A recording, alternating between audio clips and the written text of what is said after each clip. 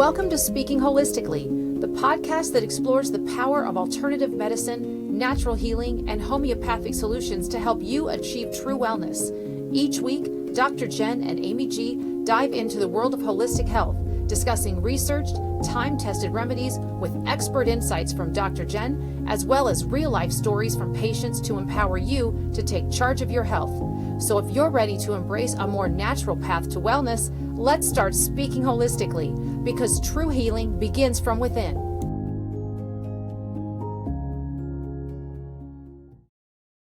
Hi, everybody. Welcome to Speaking Holistically. I'm your co-host, Amy G. I'm here with my amazing co-host, Dr. Jen. And today we're doing one of my favorite kind of episodes, Supplement Spotlight. And Jen, what do you have for us today? So we're going to be talking about selenium. It's not a popular, nutrient, basically. It's a trace element, but it's absolutely crucial for the body.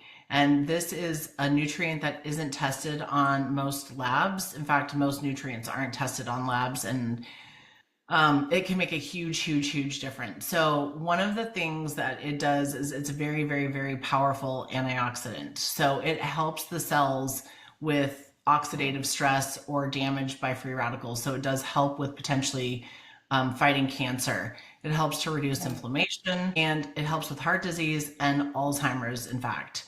So most people aren't taking enough selenium. A lot of people actually have selenium deficiencies, but it's never tested on labs. So one of the foods, in fact, what I usually tell patients is you can take a supplement or you can try to get it out of a food. Brazil nuts are very high in selenium. So using those or eating those every single day can be a really huge benefit to most people, so that they can get it and not in amounts that they might be overdosing themselves with. So the other thing is that it does, like we talked about with cancer and stuff like that, but selenium is really important for the white blood cell production, and it helps the body's ability to fight infections. Cardiovascularly, it helps to reduce inflammation, like I mentioned earlier, but it does help the blood vessels from, having any kind of damage, and it does help with lowering cholesterol levels in a lot of people. Oh, wow. Mm-hmm. So, and in today's day and age where dementia is a big concern and a big problem, there's a lot of studies that suggest that selenium can support cognitive function and reduce the neurodegenerative diseases. So, helpful all the way around. But the biggest couple of things that I think that selenium help with is thyroid. We're seeing more and more issues with thyroid, and people are thrown on different thyroid medications. And most of the docs that do the labs, they'll do TSH. They might do T3 and T4, and you think you're getting a full panel, but really the thyroid panel is about 9 labs that should be done to double check for antibodies and a whole host of balancing, basically, with all of the labs. So if you have high TSH, the other roles, the other T4 or T3 potentially can be low. You may have antibodies, you may not have antibodies, but that's all really important information to check and see. So instead of being thrown on a thyroid medication long-term because you have a selenium deficiency because no one ever checked your selenium levels, that actually plays a vital role in how healthy the thyroid is. So iodine, selenium, and zinc are the big 3 for the thyroid. Most people aren't getting enough of any of it. In fact, with iodine, I know we're not talking about that, and we will on another episode, but they're lowering the levels of what is normal again for what is necessary for iodine. So we're going to be in normal range when most of us are deficient. And if TSH is too low, generally that's an iodine deficiency. So that can be easily added to any blood panel. And I do that quite frequently with my patients. This is interesting to me on a personal note because I do have Hashimoto's disease. I manage it naturally with thyroid from Standard Process. So that's how I support my thyroid. I've never gone on a thyroid medication. Obviously, I haven't taken medication 26 years, so I've not been on a medication to manage it. I do have antibodies. That's my marker. And because of you telling me what to ask for when I get my labs done, I have full thyroid panels done with all the 9 elements that they, all the things they need to check. Had I not talk to you about it, I probably would have gotten the same thing most people get, which is the result of just one or two markers that they're looking for, and then they're like, oh, it's normal or whatever.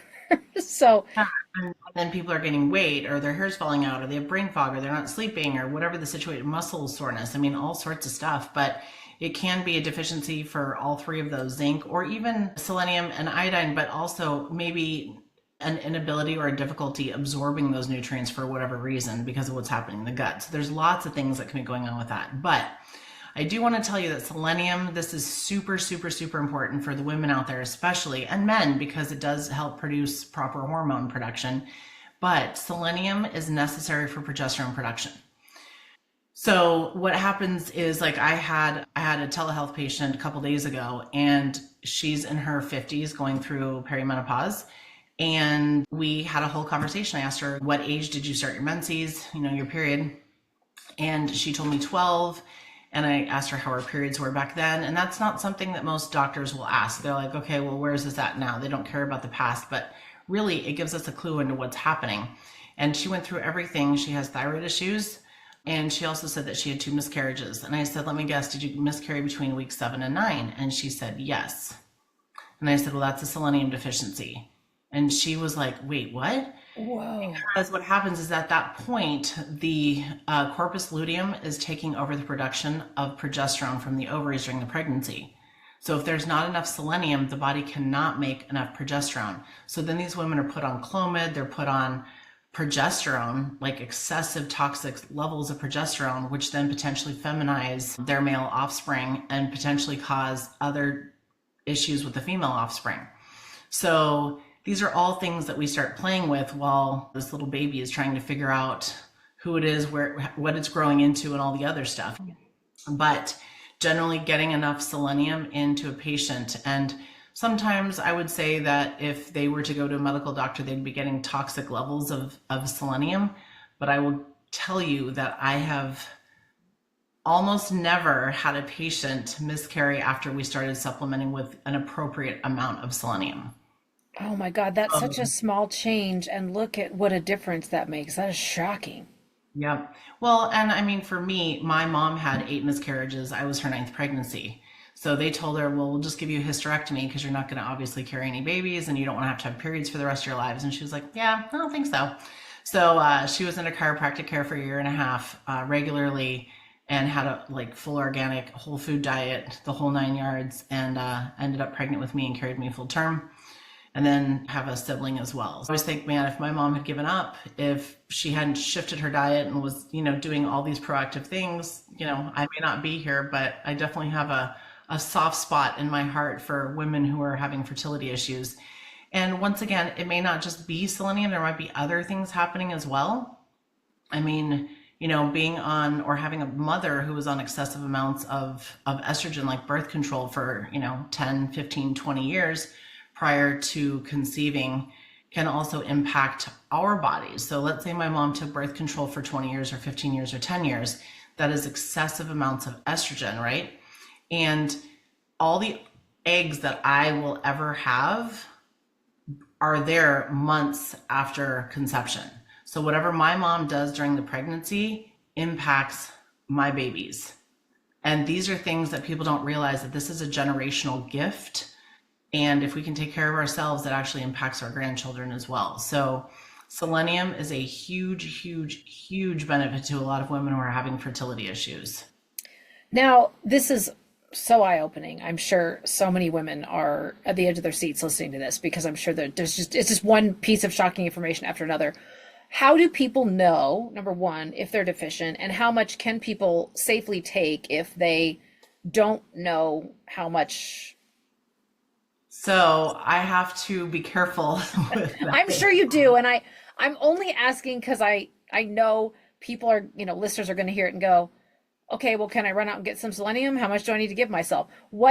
Can I ask this question? What is a safe amount for just an average person? It's not just that, because I always support the liver. The liver has over 500 functions, one of which is it converts fats basically and turns them into hormones. Okay. So if you're not supporting your liver, you're kind of screwed, period, in this life, with how many chemicals we have floating around. And literally the poor liver has 500 functions. Let's support that sucker.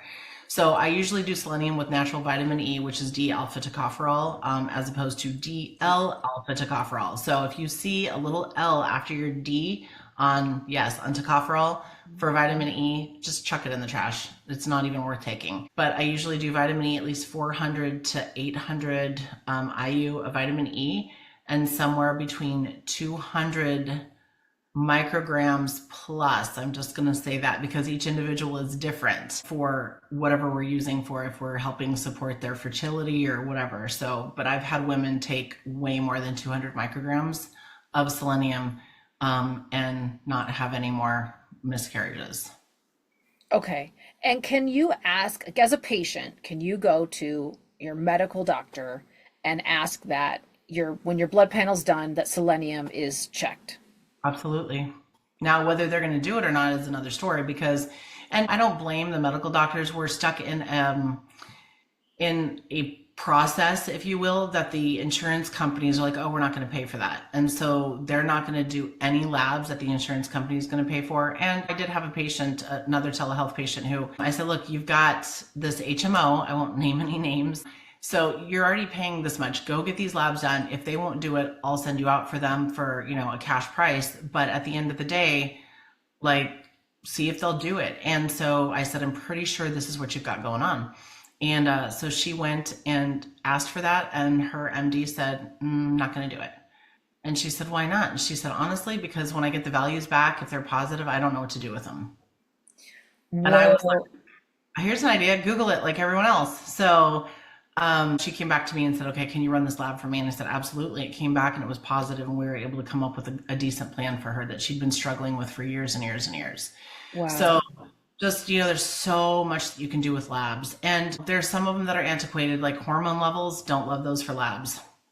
Me either. We'll talk about that. We'll talk about that later. But as women, we're totally fine today. We get our labs drawn. We're great. 3 days from now, we're trying not to kill ourselves and someone else, So you take the blood markers and you're like, yeah, it looks great. And 3 days from now, not so much. So they're very antiquated for that. I like to do saliva testing for hormones if we need to do that. But generally, I don't even waste the money on it if we can just balance it out with supporting the liver, giving a good fat, which, like I said, vitamin E, natural vitamin E, and sometimes selenium, sometimes not, but there's some other things that we can do as well. But selenium is a huge, huge, huge benefit to a lot of people, and they're never getting that tested.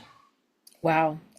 Yeah, that is news to a lot of people, I guarantee. This episode, wow, full of eye-opening nuggets of information that are pretty shocking, frankly. Well, and with fertility stuff, I mean, how much money do people spend? How much do they spend on fertility treatments? And if it could be just as easy as supporting the liver, increasing the vitamin E, and taking way more selenium than the RDA, for not forever. You're not going to take it for 15 years, but like some short-term use. And a lot of women will say that when they get to a level, they can start tasting it. And so then I'm like, okay, well, that's a good place to probably decrease it a little bit. Oh, wow. So the body will saturate the tissues, right? Once it's saturated, then maybe decrease it a little bit. So I'm not, like I said, I'm not going to get into the exact dosing for each individual, but for the most part, it's safe and super effective. Can people get it anywhere? Is there anything they have to watch out for? Are there good types, bad types? Well, selenium methionine is basically the one that, it may not say it on the bottle. So, if you're paying $5 for it, it's probably not the quality that you want. Some vitamins you can. It's $5 for that. It's perfectly fine quality. Other ones, but you're not going to spend $100 on selenium. And like I said, I like the oil. There's a lot of dry, like acetate is what it would say, for vitamin E. Mm-hmm. So doing that, I would prefer the oil of vitamin E with the selenium. And generally, if you get those together, they're going to be a higher quality if you find the natural vitamin E. So you're saying selenium and vitamin E are together in They can be, or you can get them separate. Yeah. So just looking at the label, you don't want a whole ton of fillers. And like I said, you don't have to spend $100, but you don't want to spend $5. Vitamin E, Well, but natural vitamin, sorry to interrupt. Natural vitamin E is going to be significantly more expensive than synthetic vitamin E. Hmm. So that's the other way. You should be prepared to spend about $30 on a bottle of vitamin E. Hmm. If you're spending $5 once again, or you're at a drugstore and you pick it up, like I'll guarantee you there's that little L right after the D, and that'll tell you that it's synthetic. That's one of the first things you taught me as a patient of yours eons ago was that looking for that little L for DL alpha tocopherol. That was one of the first things. I'll never forget that. I tell people that all the time. I'm like, what kind of vitamin E do you have? Did you look at the label? Is there a little L? I do. Well, it's just an easy way to figure it out because we're never taught to read labels. I mean, whether it's food, whether it's supplements, we're not taught to read labels. We have to learn all this stuff in school, but we never have to learn one thing about our bodies so that we can ask proper questions, so that we can make sure that we're supporting our bodies the way we need to. But, Yeah. you have to learn geometry, and you have to learn algebra 2 and trig and all these things. And, when we were younger, you're never going to have a calculator on you all the time. And I'm like, well, guess we were wrong about that. All these valuable things we needed to learn that, yeah, That we didn't. everybody who uses calculus every day besides a calculus teacher or, yeah. Yeah, I wish there were classes that taught us more about our bodies. What a shame. All Well, right. and Well, that's what we're going to be doing here. So we're going to yeah. be doing, a course on that so that we can better take care of our bodies and ask the right questions so we can get the labs that we need and be our own advocates. And that's one of the biggest aims of this podcast is just patient education. Just know your rights, know the facts, know what to do for your bodies, what to ask for. There's just a lot of information out there. But the beauty of it is you've been studying it. You've done all the homework for us. So you've studied for so many years and you're giving us the cliff notes. And that's really what this is all about. So, well, thank you, Dr. Jen. That was amazing. And I'm going to have to check my selenium levels. I'm thinking to myself, when I get my blood panels done for my thyroid, I'm like, is selenium in there? I better And look and see. iodine, get iodine checked as well. And like I said, Iodine is, yeah, yeah. they're lowering it as of March of 2025. They're lowering the normal values again. So just be aware of that. And just because you're in that box doesn't mean that that's where your optimal is. You might be outside that box. So pay attention to that. Yeah, absolutely. Well, thank you, Dr. Jen. And thanks everybody for listening. If you have not joined our school community before, please take advantage of that. I will put the link in the show notes. You can also follow us on Facebook, Instagram, or subscribe to our YouTube channel. Until next time, thanks everybody. Bye-bye. Bye. That wraps up another episode of Speaking Holistically. Thank you for listening. We hope today's conversation gave you new insights and inspiration to take charge of your health. If you enjoyed this episode and want to hear more, be sure and join the Speaking Holistically school community by clicking the link in the show notes. There, you'll get access to daily podcast episodes, weekly live Q&As, educational content, and so much more. You can also connect with us on our Facebook page, follow us on Instagram, and subscribe to our YouTube channel. Until next time, be well, stay curious, and keep speaking holistically.